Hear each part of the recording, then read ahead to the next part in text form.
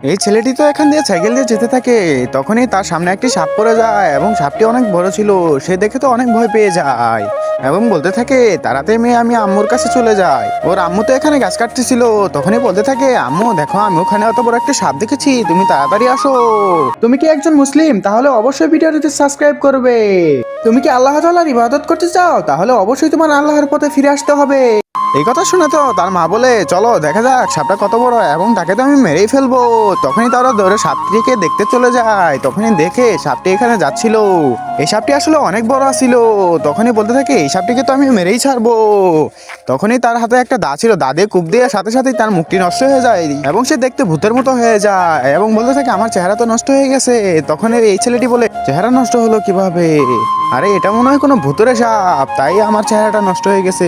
আরে এখন আমি কি করব? এখন তো একটাই কাজ হচ্ছে, এটা হচ্ছে প্রভুর কাছে প্রার্থনা করা। তোমরা তাড়াতাড়ি সাবস্ক্রাইব করে দাও পরের পার্ট দেখার জন্য।